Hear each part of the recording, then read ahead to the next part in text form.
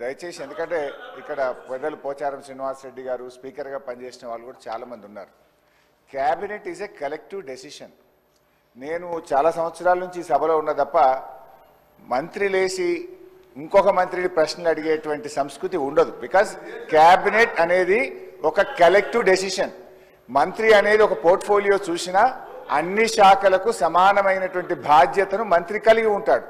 ఇవాళ మీరు కూడా దయచేసి నేను మీతో కోరేది ఏంటంటే మీరు కూడా ఇట్లా ఒక మంత్రి లేచి ఇంకో మంత్రిని ప్రశ్నలు అడగడానికి అవకాశం ఇస్తే అసలు ప్రశ్నోత్తరాల సమయం యొక్క దాని మీనింగే మారిపోతుంది. అధ్యక్ష, దయచేసి లేని సంస్కృతిని తీసుకురావద్దు.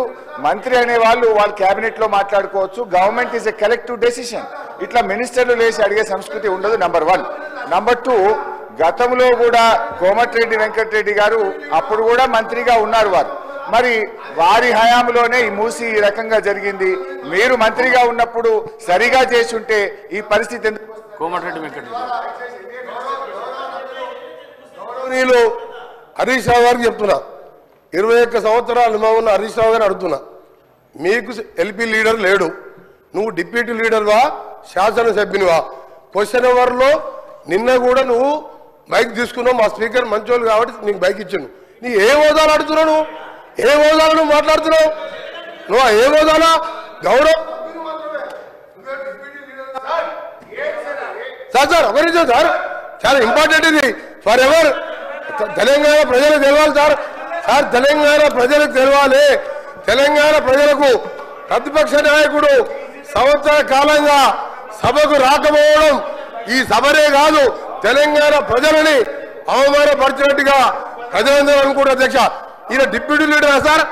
ఈయన కార్యవర్గం ఏర్పాటు చేసినా ప్రతిసారి ఈయనకి ఎందుకు ఇస్తున్నాము అంటే మిమ్మల్ని అంటలేడు. ఆయన అడిగే హక్కు లేదు. ఆయన మామూలు ఎమ్మెల్యే మాత్రమే.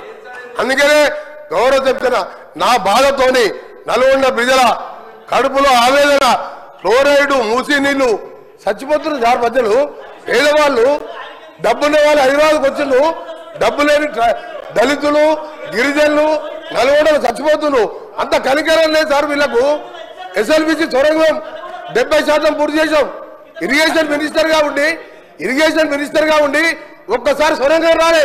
ఆయన నల్గొండ గురించి కానీ నా గురించి మరి మాట్లాడే హక్కు లేదు అధ్యక్ష. ఆయన ఒక గౌరవ శాసనసభ్యుడు మాత్రమే, డిప్యూటీ లీడర్ కాదు, సిఎల్పి సెక్రటరీ కాదు, లీడర్ లేడు వాళ్లకు. వాళ్ళ సార్ మాట్లాడేది.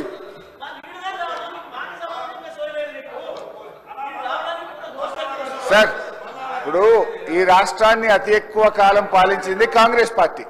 ఇవాళ మూసీలో ఇవాళ నల్గొండ జిల్లా ప్రజలు ఏదైనా బాధపడుతున్నారంటే దానికి ప్రథమ ముద్దాయి కాంగ్రెస్ పార్టీయే. ఎందుకంటే ఈ రాష్ట్రాన్ని ఎక్కువ రోజులు పాలించిందే కాంగ్రెస్ పార్టీ.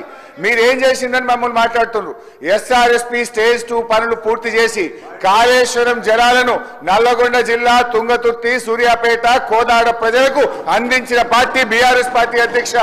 అధ్యక్ష, అనవసరంగా ఒకరోజు చర్చ పెడదామంటే పెట్టండి. కాంగ్రెస్ పాలన ఏం చేసిందో మేమేం చేసాము. జరుగుతున్నది క్వశ్చన్ అవరు. క్వశ్చన్ కు సూటిగా ప్రశ్నకు ఆన్సర్ జరిగితే 10 ప్రశ్నలు వచ్చేటువంటి అవకాశం ఉంటుంది.